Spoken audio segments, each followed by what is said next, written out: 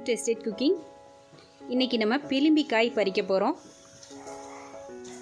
இந்த காயை ரொம்ப பேர் பார்த்துருக்க மாட்டாங்க. இதை வந்து புளிச்சக்காய் இல்லைன்னா புளிமாங்காயின்னு சொல்லிட்டு சொல்லுவாங்க. நல்ல கொத்து கொத்தாக காய்க்கும்.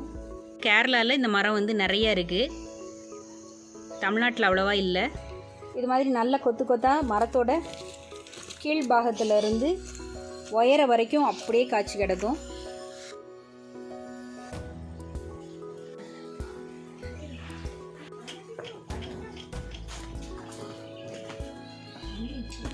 மேலே வரைக்கும் கிடக்குது பாருங்கள், மேலே வரைக்கும் எவ்வளோ கொத்து கொத்தாக கிடக்குது பாருங்கள்.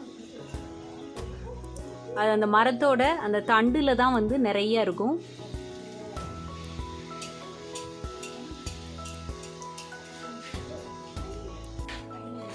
இதோட பூ பார்த்தீங்கன்னா நல்லா ரெட் கலரில் இருக்குது.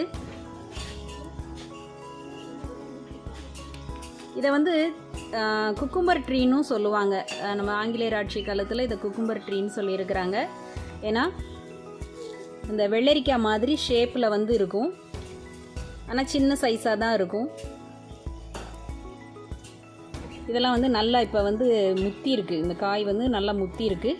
இது பறிக்கிறதுக்கான நல்ல பருவம். இது எங்கள் பக்கத்தில் உள்ள சேச்சி வீட்டில் இந்த மரம் இருக்குது. அதிலேருந்து தான் நான் உங்களுக்கு காமிச்சிட்ருக்கிறேன். அந்த மரம் வந்து எவ்வளோ பெருசாக இருக்கோ அவ்வளோ பெருசாக வந்து இந்த காயெல்லாம் வந்து ஃபுல்லாக அந்த பலாமரம் மாதிரி காய்ச்சிருக்கும்.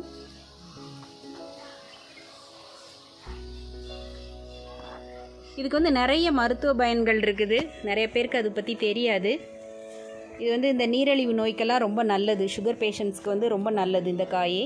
இந்த காயை சும்மா தண்ணியில் தட்டி போட்டு கொஞ்சம் நேரம் ஊற விட்டுட்டு அந்த தண்ணியை வந்து டெய்லி 2 தடவை குடித்தோன்னா ரொம்ப நல்லது. ஏன்னா இது வந்து கொஞ்சம் புளிப்பும் இருக்கும், லைட்டு துவப்பும் இருக்கும். நம்ம புளிமாங்காயின்னு சொல்கிறோம் இல்லையா, நம்ம மாங்காய்க்கு ஈக்குவலாக இருக்கும். நெல்லிக்காய் மாதிரி தான் இருக்கும். நான் உங்களுக்கு உடச்சி காமிக்கிறேன். இந்த காய் பார்த்திங்கன்னா உள்ளே நம்ம நெல்லிக்காய் மாதிரி நல்லா க்ரன்ச்சியாக இருக்கும். நல்லா நறுச்சுன்னு சாப்பிட்றதுக்கு சூப்பராக இருக்கும். சின்னதாக லைட்டாக ஒரு வெள்ளை கலரில் விதை இருக்குது பாருங்கள், அதுவும் சேர்த்து சாப்பிட்லாம். உப்பில் தொட்டு சாப்பிட்றதுக்கு ரொம்பவே நல்லாயிருக்கும். ஊறுகாய் போட்டு சாப்பிட்லாம். கேரளாவில் நம்ம நெத்திலி மீனோ இல்லைன்னா அதே ட்ரை ஃபிஷ்ஷு நம்ம நெத்திலி கருவாடோ போட்டு அதை வந்து நல்லா பொரியல் மாதிரி பண்ணுவாங்க. ரொம்ப நல்லாயிருக்கும். புளிக்கு பதிலாக நம்ம மாங்காய் யூஸ் பண்ணுற மாதிரி எங்கெல்லாம் புளி தேவைப்படுதோ அந்த குழம்புக்கெல்லாம் நம்ம இந்த புளிச்சங்காயும் வந்து யூஸ் பண்ணிக்கிறலாம். கீழேயும் நிறைய காய் இருக்குது பாருங்கள். இதை பழுத்து அப்படியே கீழே விழுந்துடும். இந்த பருவத்தில் நம்ம பறித்தோம்னா நம்ம சமையலுக்கு வந்து அதை யூஸ் பண்ணிக்கிறலாம். நான் உங்களுக்கு அந்த ஒரு கொத்து பறித்து காமிக்கிறேன் பாருங்கள். இது நம்ம தண்டில் தான். இதில் இன்னும் பூ இருக்குது. இந்த பூவெல்லாம் பார்த்திங்கன்னா பூவெல்லாம் நல்லா கருகி இருக்குது பாருங்கள். கருகிட்டு இதில் எல்லாம் காயாக இருக்குது. இந்த கொத்து வந்து நான் உங்களுக்கு பறிக்கிறேன்.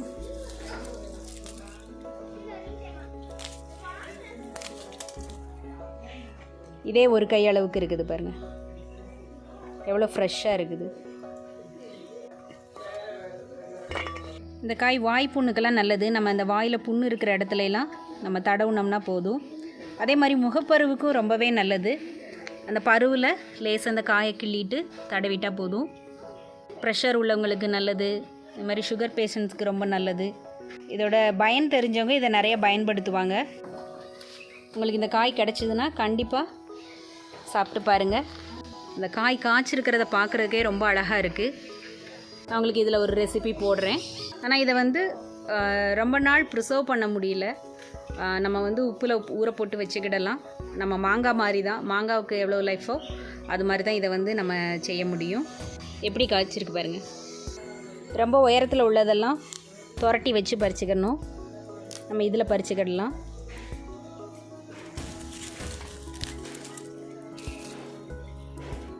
ஃப்ரெஷ்ஷாக வந்து நம்ம பறித்து எடுத்துக்கலாம்.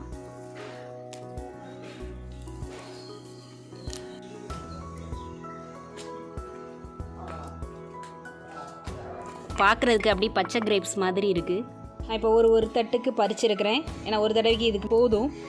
ஊறுகாய்க்கு இல்லை ஏதாவது ஒரு ரெசிபி பண்ணுறதுனால இவ்வளோ போதும். அப்பப்போ வந்து நம்ம வந்து பறிச்சுக்கிடலாம். நீங்களும் சான்ஸ் கிடைச்சா இந்த பிலிம்பிக்காயை கண்டிப்பாக யூஸ் பண்ணி பாருங்கள். உடம்புக்கு ரொம்பவே நல்லது. இந்த வீடியோ பிடிச்சிருந்தா மறக்காமல் லைக் பண்ணுங்கள், ஷேர் பண்ணுங்கள், கமெண்ட் பண்ணுங்கள். நன்றி.